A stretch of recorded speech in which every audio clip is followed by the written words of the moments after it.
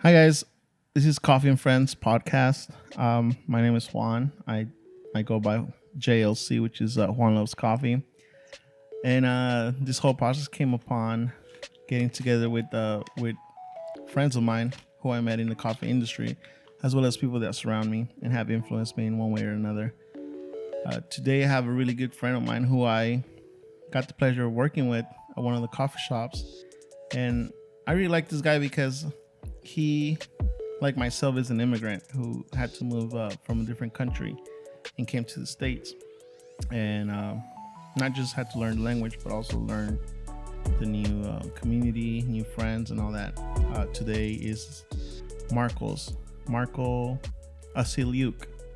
Is I that how you pronounce your last name? yeah, but I haven't met a person here that perfectly pronounces it. So I started whenever USPS guy comes in and they ask my last name, I say Saint Luke, like I'm a son of a bishop or something. You know, like those priests, they take Yeah. Saint something, Saint John or Saint I don't know Matthew as a last name. So I started saying Saint Luke because it sounds the same, and then people know how to spell it. That's funny. I don't have to break their back about But it. where's your name originally from? Ukraine. Ukraine. And that's where you were born and raised. It's a military, yeah, it's a military last name. My dad is really proud of it, but it has if you look at a history, it has a grammar mistake in it because it starts with an A, and the words did not start with an A back in the day. So someone literally wrote it down, and we're stuck with it now. But my dad is really proud of that literary mistake, so it doesn't allow us to change it back. If you think about it, technically, which it should have started with an O rather than an A. Yeah, But it's just technicalities. I don't really give a fuck about it. that's funny, dude. Well, tell me a little bit about you, man. Tell me who you are as a person and where you were born and raised. I mean, you said Ukraine, but tell me a little bit about your childhood and all. Oh, that's I don't remember much of it. I remember my grandma taking care of me. My parents were working most of the time. Um, my sister was born around the time I was like 5 years old, maybe. Then my time shifted because we moved to a different neighborhood. I had to learn new kids and everything. And about the age of 9, 10, my dad started making good money, and they put me in a private school. And private schools in Ukraine are the opposite of what they are here. You basically don't wear any uniform. Nobody gives a fuck if you have good grades or not. Remember, there was a time I struggled with history, and the professor pretty much gave me 3 times to retake the test, and I still failed it. And then they sat down with me. They explained everything that happened on the text, and they took it with me. Like they took it with me. I mean, so I get a good grade, Yeah. and I hated it, and I thought it was soul crushing. Everybody was spoiling that school, and I started demanding my father to put me in a regular school. Well, I didn't want to go to a regular school where kids do drugs and smoke cigarettes in the bathrooms. So I really started studying to go into a financial slash math school for whatever more educated kids or whatever. And it was hard to get in. We had to drive from Munich to Ukraine for me to take exams, which was a disaster. I had to study in the car. My dad didn't sleep. I got in, and that was the opposite. Like everybody was from regular families. You had to wear uniforms, whatever. And I noticed that when I was studying English there, you hit a plateau because the teachers are from Ukraine too, and they never been outside Ukraine. Maybe once in blue moon they go to Paris or something, and they use English there, but they never lived in the English speaking environment. So basically, they teach you, and I was good at learning English because it's an easy subject. I don't know why I handle it so easily. Because probably because my native language is way harder than English, Yeah. and all you need to do is learn the vocabulary, and the grammar will come along. German was the opposite. German I gave up on. So yeah, but I realized that I didn't really learn anything in school when I came here because I understood Plentiful. I couldn't understand TV shows. That was too much. I couldn't understand Valley Girls. That was too much. I couldn't understand New Jersey accent or like Cubans in Miami speaking English. So tell me, why did you guys? Do you happen to know why you and your family moved out to the United States? Got no clue. I would think it was my dad's pride. He says it was for our future. I really don't know how my dad operates. I went for school and I got a student visa. They moved separately on a tourist visa. And while they were on their tourist visa, they applied for a green card. And the way the system works is when you apply for a green card while you're in the United States, you can stay in the United States as long as the process is ongoing. And the process went long. Like the process took at least probably a year and a half. And then when I got accepted for my green card, since I was 17 and considered part of their family, I I waited 11 months till I actually received the card. And during that 11 months, you cannot move, you cannot fart, you cannot get another job because there's going to be complications Yeah. within the paperwork and everything. So I pretty much took another semester at school, got my green card. When I got my green card, I realized, oh, I don't have to work on campus anymore. I can seek jobs outside of campus. And it kind of happened that my parents got broke paying for their expensive apartment in Marina del Rey. So my mom called me and she said, "Oh, we cannot afford your school anymore." So that I said, "Thank God I didn't come here to study. I came here for the American dream." So I dropped out and I didn't do any bold moves. I just moved to LA, I slept in the same room with them on a futon, and I got a job in a vegan ice cream shop. Yeah. Well, Keepies. what's the American dream for you? Doing whatever the fuck you want to do, and nobody tells you you can't do it. I mean, of course, if you hurt someone, that's Yeah. I mean, there's consequences to everything you Yeah. do, so you have to be careful with that. But I honestly believe that people should have like those Karens coming in and saying I don't want to wear a mask. And being all annoying. Yeah. I look at it. I don't give into it. Like I don't get aggressive. I don't like let me have some fun and tell her that she's not worth anything or whatever. I just see it as it's her right to be annoying and ruin someone else's day, but it's also my right to not let it affect me and kick her out. Yes. Yeah, I mean, at the end of the day, there's rules you kind of need Exactly. to follow, you know, Mhm. and just like the amendments, the laws, Yeah. having everybody, you kind of have to respect that and follow those rules. But yeah, so how hard was it for you to come to a new country? Man, I don't know. First of all, I was dating a girl that I thought I loved in Ukraine. And I honestly believe that I'm going here for school. I'm not going here to live here. I'm Yeah. living in Ukraine, and here I come to get a better education, whatever that means. I didn't know it was worse than in Ukraine, which it was. But I come here, and I thought I'm gonna come back 3 months later for Christmas. So I dated that girl for about 8 months, and I didn't cheat on her. Like I was in college, I barely spoke English, heavy accent. I mean, it's a closed environment. You live in a dorm, and all my communication was I Skyped that girl, and then I went to studies, and I got good grades because of it. Because I didn't go party, and I didn't go try to get laid, and I didn't go like get wasted. None of that. Um, College was the first time I tried weed, and that was a really interesting experience because as like growing up in a conservative environment with conservative families, you think that weed is bad for you. Why are you smoking weed if you can drink vodka?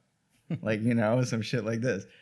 But the thing happened is the guy that I smoked weed with, he was a American soldier veteran who went to that school on his GI Bill, and he served in Ukraine when our war started in 2014. So he trained Ukrainian soldiers on how to act in the modern warfare environment. So a bunch of these soldiers that went to Iraq and Afghan, and they know how the modern warfare works.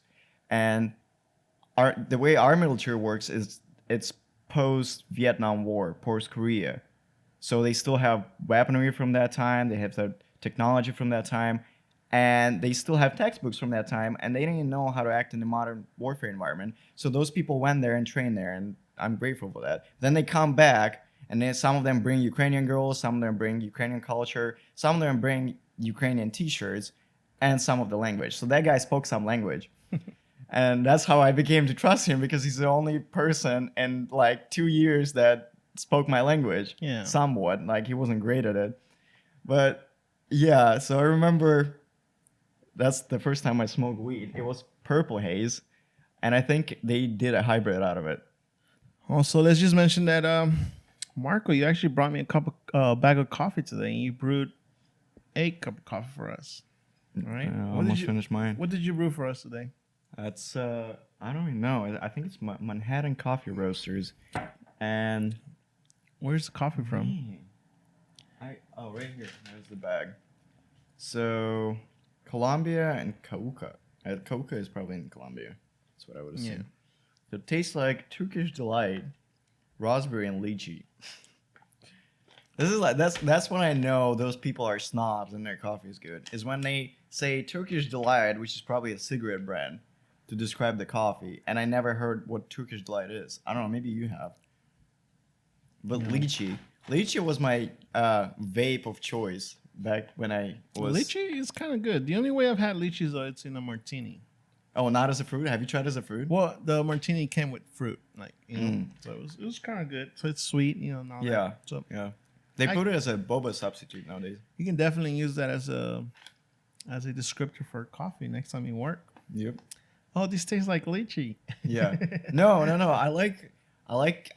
like saying chocolatey, nutty, all the basic ones, because when people say that, all you think about is just, okay, what coffee tastes like. Yeah. Nuts, chocolate, Well, So you have to expand your taste buds and all that. Yeah. And all that takes you trying coffee in a bunch of ways. But yeah, man. I mean, sorry, going back to your story about how in college you met this guy who also spoke Ukrainian. Yeah. spoke Ukrainian a little bit. Yeah. His name was James. He works for Amazon right now. So yeah, dude. So how did you go about making friendship with this guy?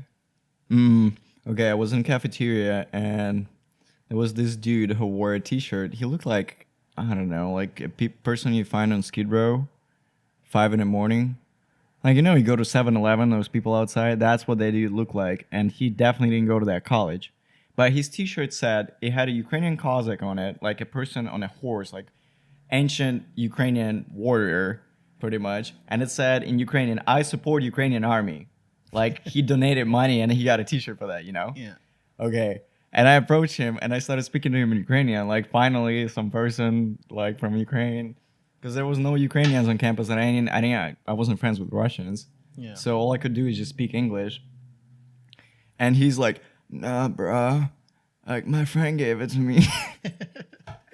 And so this short but really buff dude comes over in a tank top, cargo shorts, like you paint the picture, like trucker head with the glasses on it. Yeah.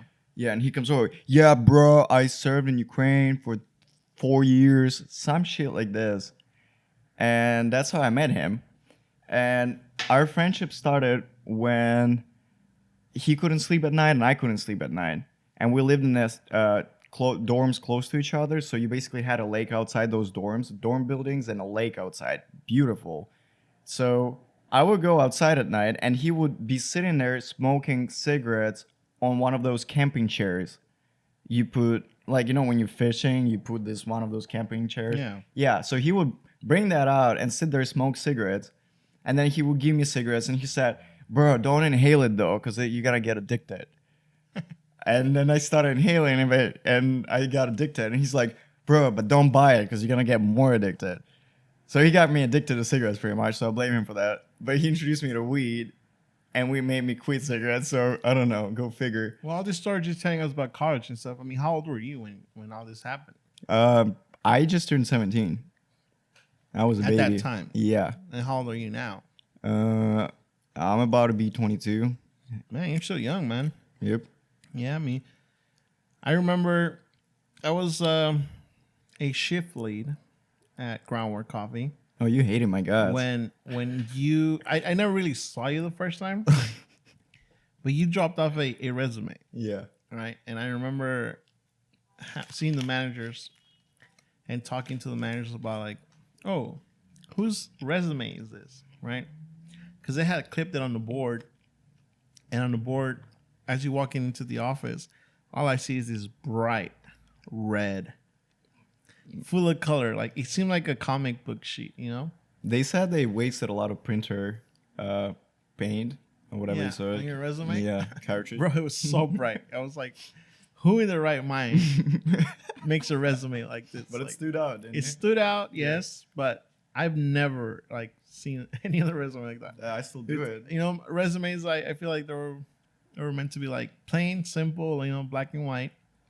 And but yeah, yours stood out, bro. And for that only that reason that it stood out, I was like, don't hire this guy. You know, I was like, he's probably immature, you know, and Which I was. you were young, but I remember you calling the store and saying like, hey, you know, like I had rejected the job, but now I feel like I can make it happen, so I'm calling to get my job, you know. And I was like, well, I'm not in charge. I'm not in charge of telling you whether you have the job or not. You know, I said you need to call the manager, and you're like, well, can you just tell him that I do want the job? And I was like, dude, I can't tell him that, you know. So I was just like laughing. I was like, so I got off the phone with you, and then I went into the office and I told management. I was like, oh, I guess this kid just called, and she's like, oh yeah, this is your resume, and I was like, don't hire this kid. It's funny how they didn't listen to you. Yeah, they didn't listen to me at all, and but you know, I didn't know who you were. Obviously, I didn't see you. I didn't get like a first impression in person. You know, with you. Yeah. My first interaction with you was over the phone. You know, so I remember also when you came in, when they made the decision that they were gonna hire you and give you a chance. I remember you came in while I was in the office, and you filled out some paperwork for a background check or something. Megan was there. Yeah, and then you walk in, and you did seem very young. You had your long hair, you know, you had a hat on, and like this pretty big clothes on you, and you were so skinny, oversized, yeah. And I was like, man, what's up with this kid? Like, he probably has a lot of learning to do, you know? It was a long time ago. Yeah, dude, that was a long time ago. And yeah, dude, you were hired, you went through training, then you started working at the store. And the more I got to know you, the more I you know, our friendship started growing, right? Because, and like I said, you know, at the beginning of the podcast, is you are an immigrant, right? And I'm an immigrant. And we moved from different countries to meet here, right? And the crazy thing is, coffee brought us together, right? Which coffee in itself, it's you know, crosses borders to get to us. So you are a very smart guy, dude. You know, like we talked about everything you've learned in school, everything you've encountered, you know, discrimination and all that for being an immigrant and not learning the language and all. And I think that's what got me really close to you. But my question to you is like, why is it that your work ethic is so different? Like, what is it that you learned in Ukraine to be able to perform the way you do here? I got no clue. Honestly, I think if I'm not doing whatever I'm doing, I don't feel good coming to work. Makes sense? Like, I want to see progress all the time, even if it's just restocking something. But at the same time, if there's nothing to do, I feel I just don't see what there's anything to do. Like, for example, if nobody's coming in to give you orders, I don't see anything to do. I just stand around and procrastinate. Yeah. Yeah. And it's probably the culture. It's because a lot of us are farmers, and I don't know, man. I remember ever since I started working out here, I didn't know that if they fire you, you're gonna get unemployment, and you also get benefits when you. I thought you come into work and they pay you exactly what you get, and that's it. And you pay taxes out of it. That's it. And if they don't like you, they're gonna fire you. That's it. So all the time I was afraid I'm gonna lose my job and not get another one, because I'm not gonna say I was discriminated or whatever, but there's always the fear that I'm not gonna get another job, because it's always like, if I get a job, it's not because of my skill set, it's not because of who I am as a person, it's not because of this and that. It's people taking risk and let's see what's up. Maybe there's more to him, and it's always like this. So it just, even right now when I quit my job, like, I don't know when I'm gonna make money next. So I better start making money on my own, figure something out, make some other income rather than just punching clock, because it's kind of, you give some of your freedom to someone else. You give some of your living to some person who's in charge in this shop or in this. And I was lucky to work for a mom and pop shop, and they took care of me and they love me and they love what I bring to the store. When you go work for corporate, and there's I don't know, let's call her Megan, who works there and is assistant manager, and she might not like you. So, and it wasn't her choice to hire you, so now you have to work together. Yeah. Yeah, it's not always But pleasant. you said like you don't know where. I mean, obviously you're saying you left your job currently, in 2020, and you're not sure what you're gonna do next. Yeah. But have you thought about like, do you have any other skills other than what you're currently doing? Like, do you have any hobbies? Man, I consume a lot of media. Like, Mhm. I watch TV shows and I read books and I play video games, and I don't do it every day and I don't do it often. But recently I spent like a week playing The Last of Us Part 2, which was a fucking bummer. I don't know if you heard of it. There's boards on 4 or 5 going in the No. West. Yeah, it's just whatever there's art like music. I'm big on Jimi Hendrix right now, and I listen to the lyrics. Like I sit down, I put the headphones on, and I listen to what that guy had to say 50 years ago, Yeah. and that the experience is crazy. That's probably the only hobbies I have besides like making coffee, but I don't have equipment at home. Like I got rid of all my equipment just so it doesn't drag me down. What about any hidden talents? Hidden talent. Yeah, like Oh, languages maybe. Yeah. People skills. I feel like as I take myself into problematic situations and some adventures that are not always pleasant, I learn myself more, and I learn, like, even with you, right? Like, I didn't know at 17 that we might be friends, but right now I know if I'm long enough around you and I like you, you're gonna like me back somehow. Yeah, you're right about that, dude. Because even the first weeks after we started working together, you were so energetic. I didn't take it personally. Like, Yeah. if people don't like me, I never take it personally because they don't know who I am. It's You just- can't know someone by 5-minute interaction. Yeah, but like I said, it was just you were so energetic. Your energy, it was too much, man. It was like Marko, take a chill pill, bro. Yeah, what's that guy's name? That 40-year-old dude who was trying to be an actor. He hated my guts. He just didn't take any of my shit, and my sense of humor wasn't there because new language, and Yeah. you cannot just translate jokes. You gotta adjust. Yeah. My sense of humor wasn't there, and he just didn't take it. Steven. Steve, that's Yeah, he fucking hated me. He's like, "You sure about that? You sure about that, bro?" "No, I don't know if I'm sure about that. Maybe why don't you try and check? Maybe that keg is gonna blow in your face. Let's see." He was. Yeah, I think different people also approach this these situations differently, Mhm.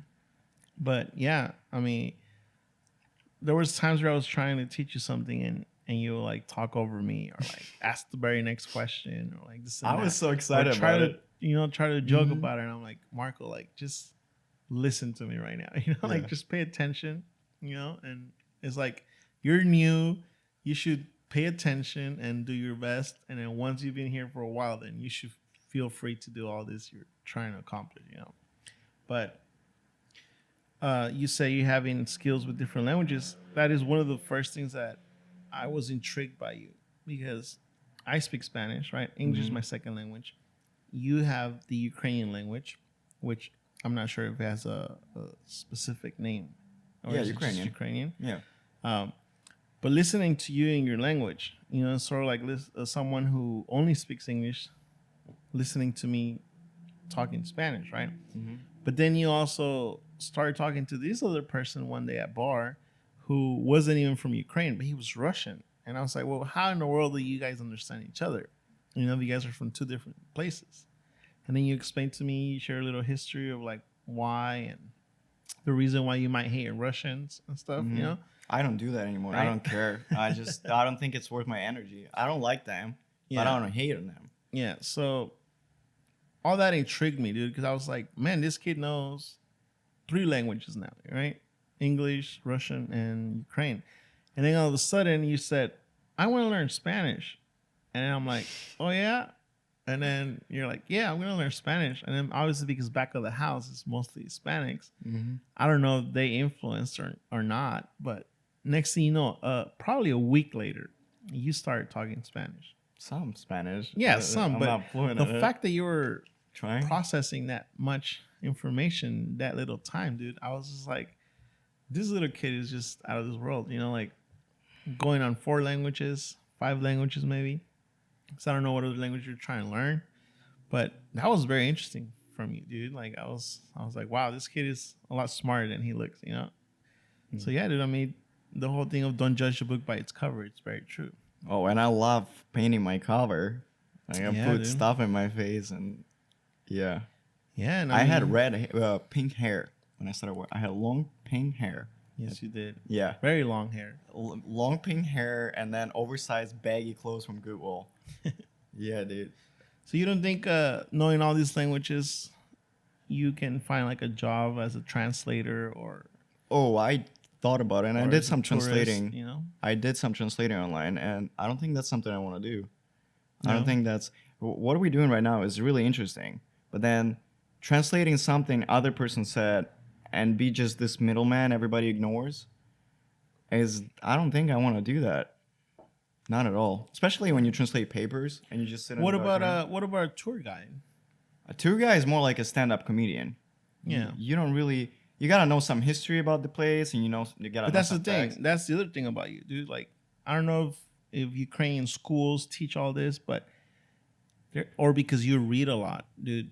There will be some conversations I was having with you where you were talking about a lot of history, dude, and obviously your home history, right? Like your native land history. Like you knew so much about it, dude. You know so much history about the United States that I don't even know. People around here don't study history that much. So, but how is it that you know all this? Is it because you read all these books, or someone taught you all this? Well, it comes back to that uptight school that I put myself into deliberately.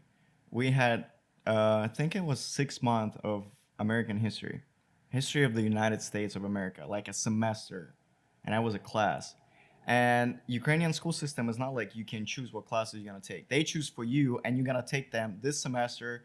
Like, let's say we go in the ninth grade, first semester and second semester, and every grade has 2 semesters. And so they adjust those classes for each semester, and you have to take them. Yeah. And if you don't pass them, you don't pass them, but you take them. So if I don't pass a class, I just go to the next semester, and it doesn't affect my record unless I'm in the last grade, right? The last grade affects everything because you're going to go to university next, and they look at those grades. But it's just, if you want to learn, you learn. If you don't want to learn, you won't learn. But I just, like, if I'm here and I'm already wasting my time and I'm not playing video games and doing something fun, what I want to do, why not just pay attention? Yeah, that's what I did. I mean, it's like you didn't have a job then. Your No. only job was to go to school and learn, right? Yeah. Absorb as much as you Mhm. can. But now that you have a job or you had a job, how different is that? Like, how do you feel like you're a lot more responsible in your next move for your future? I don't take life that seriously anymore. When I met you, and at the time I worked in groundwork, and until this quarantine, I was taking my life seriously. And I was analyzing what does it mean, what happens when we die, because I was raised Christian, not Catholic, Orthodox, which is like even more uptight, I would assume. And I thought, okay, that doesn't answer my questions. I mean, it does, but I have more questions. And when I go deeper into it, they don't have answers for more questions, dude. You're just coming up with questions now. Yeah. So I was just like overthinking and like, getting existential over it. I was like, and at some point I just gave up on it, and I thought it was just like a ride, you know? Yeah. So you say you're not really serious about life, but like when you say that, what do you mean by that? Not serious. Yeah. I think that whatever happens when we die is gonna be way better than what's happening right now, and not in a bad sense. It's not that this is horrible. No, I'm saying this is not gonna lead to anything spectacular, and your choices are not gonna have consequences post your death as much as you think they will. Yeah. Like, people believe in hell and heaven, right? Yes. That could be true, right? I somewhat believe in it. But I don't think I'll care as much when I go to hell and when I don't have a materialistic body. Because you're not trying to achieve anything anymore. You know what I Yeah. mean? Right now, you're trying to accumulate stuff. You're trying to put yourself in a better situation. have a better life situation. But there's a difference between life and life situation, right? You might not like where you live or where you work or what you do, but if you take that, you still have your life, and this is just an experience. Like right now, we're just talking, you have microphones, you have two people experiencing what is happening right now. That's all you need. You don't need anything else besides that. Yeah. So that's what I'm saying when don't take life too seriously. So you're about living in the moment. Yeah, yeah.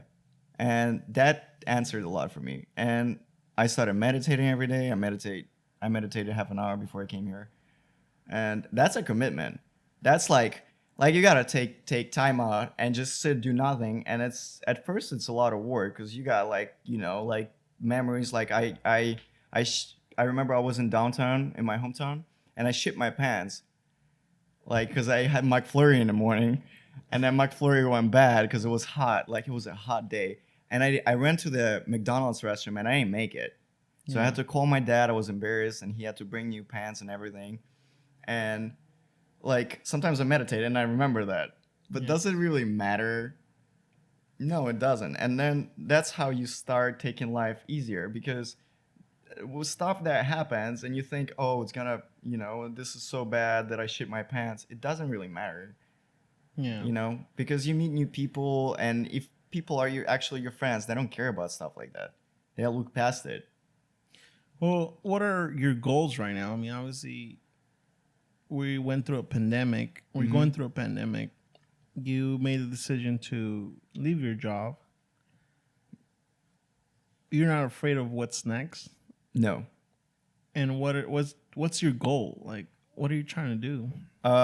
If you like achieving something, getting something, just like your goals for the next couple of years. The next couple of years specifically, and probably the rest of my life, is just discovering who I am as a person, rather than like we grew up in a system, a society. On top of that, it's a merchant system, capitalism, and you always have advertising, you always have this and that. And I don't say it's bad in any way. Society is great, and capitalism I think is great too.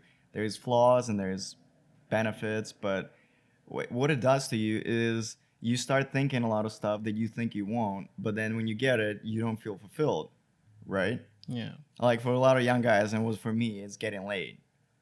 Like I thought if I get laid with this girl, then I'll feel whole, but it doesn't change anything. And the more it happens, the more you get disappointed in life, and that's how people get depressed. When you step out of it and you ask yourself, what do I really want? You cannot really answer it because there was a number of people that have been telling you what you want your whole life, including your parents, which you have emotional attachment to. And your parents have their own problems too. So they're trying to tell you what you want, assuming their problems, which are not your problems, and they're not the same. And you're gonna have your own problems, you have your own difficulties, whatever, Yeah, well, I think your parents influence a lot, right? Like with my family, the way they raise us in Mexico, it's like you work hard to eventually then take care of your family, that's including your parents. So when they get older, then you also have to take care of them. So part of that is also what I do for a living was influenced by what my dad is doing for a living. And you think you've been influenced by what your dad is doing? My dad was a big influence when I was early in my life, but it was not because of respect, but more like of a fear. I was afraid of my dad, and I was afraid to fail him.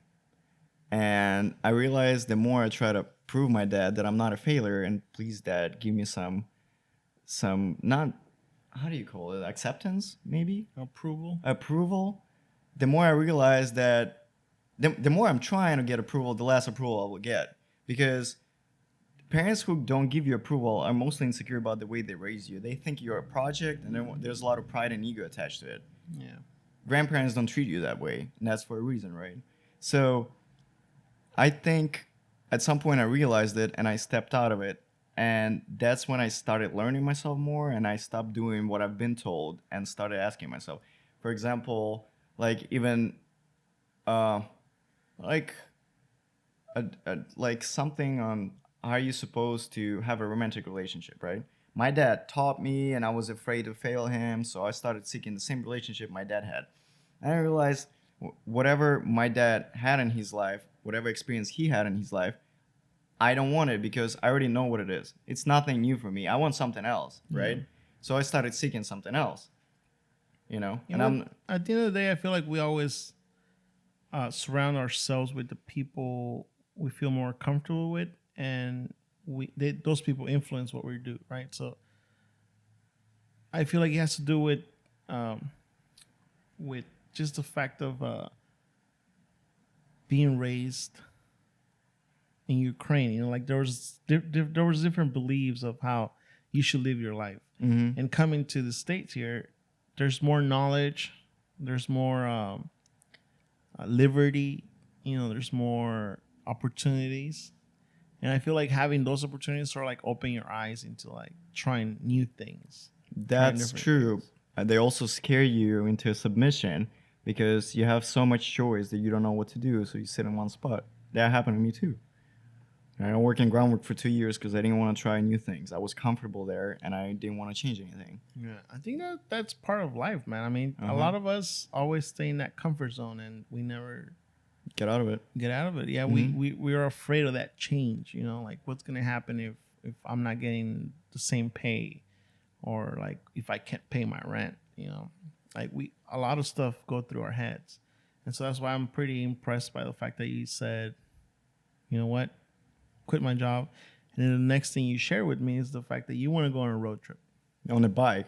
on a bike, Yeah. which is within itself is a different story because I remember you first you wanted to learn how to drive a car, and then next thing you know, you said, "I want a motorcycle."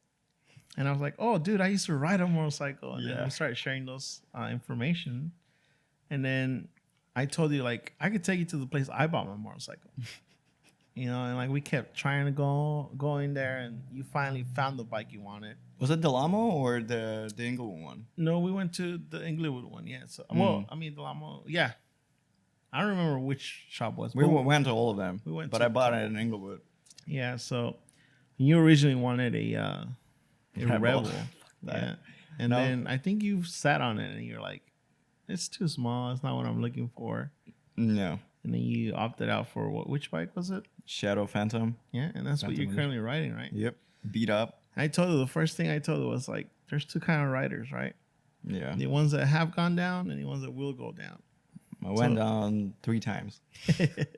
It's a In a learning year. process, man. It's a learning process. And it's a fun thing to do. You know, when I was young, when I was about your age too, I had my motorcycle, you know, but now that I have a little more responsibilities, having a motorcycle sounds a little more dangerous now, you know? I get it, yeah. You know, but a motorcycle is also not a comfortable Not at all. system of transportation. So how are you going to make all this happen, dude? How are you going to go? By staying out of comfort, obviously, right?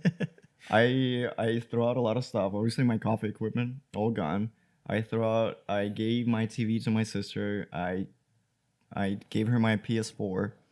All I kept is my laptop, my phone, my headphones, which is my GPS. Clothes worth 8 days because sometimes I don't want to do laundry on a Sunday, so because I'm lazy, and then I gotta wear something the next day. And that's about it. I kept my pillow cover just in case. Yeah. That's crazy, dude.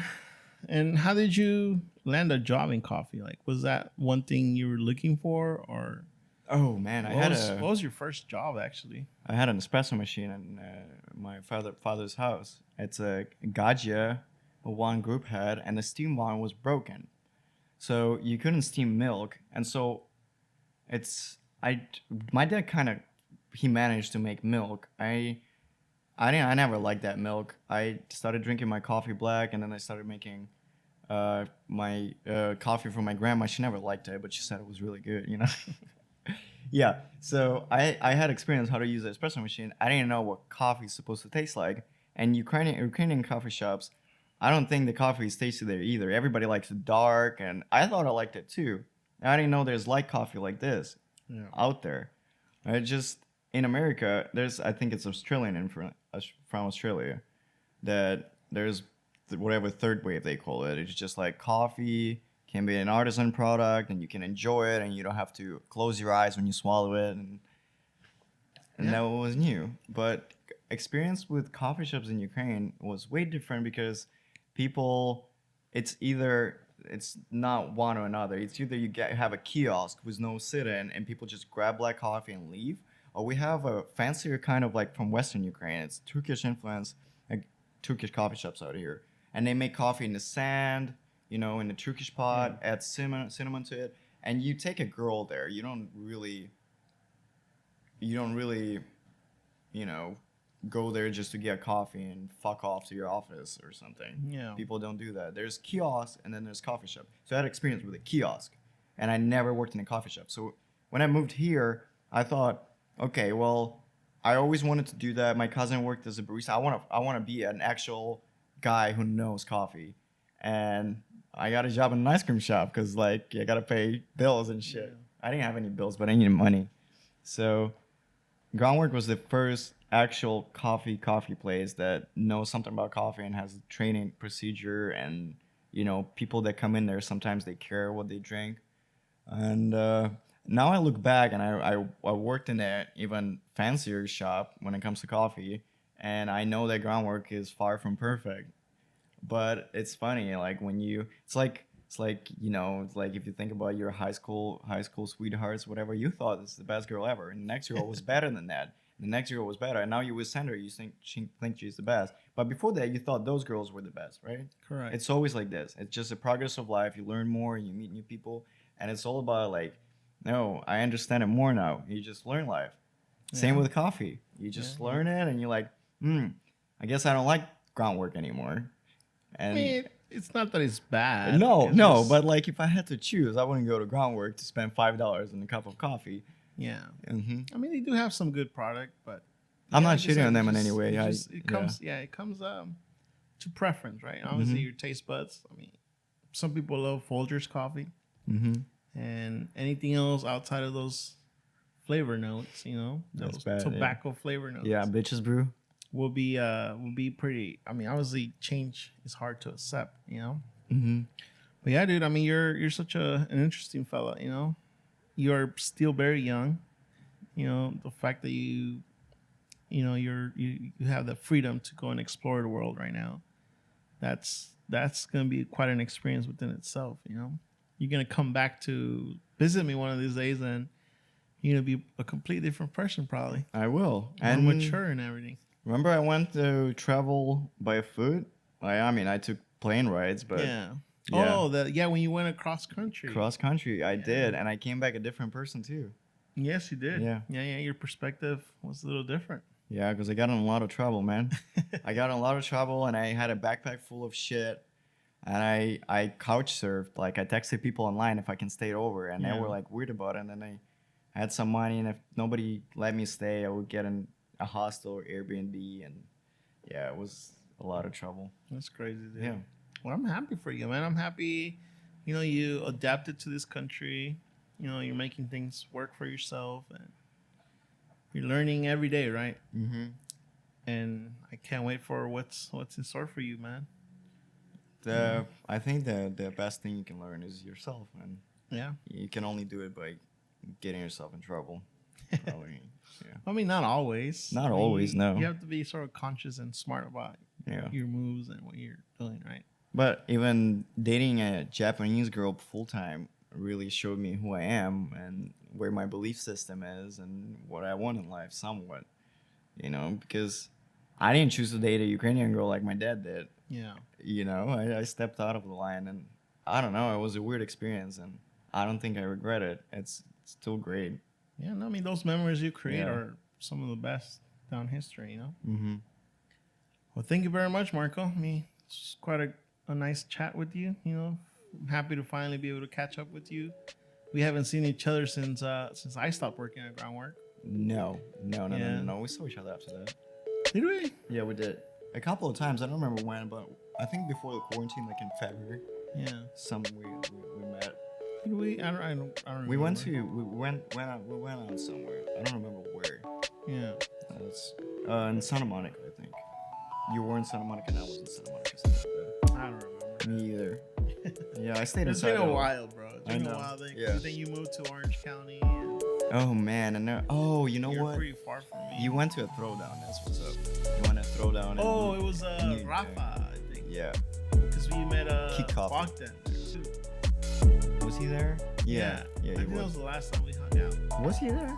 It's been a long time, bro. It's probably at least a year since we hung out. Yeah. Yeah. No. I'm talking about Kick Coffee. And Good People's Coffee was there. What's his name? I forgot. Chuck. Yeah, that's right. Yeah, I don't know, but so happy you came into my life, dude. You know, I'm still learning a lot from you. You know, I still see myself in you sometimes because you're like the young sibling. Yeah. You know, my baby young cousin. brother, my baby cousin. So yeah, dude, I wish you nothing but the best. You know, have a wonderful trip, and hopefully when you come back, you're full of stories, and we sit down and record those stories, man. Yep.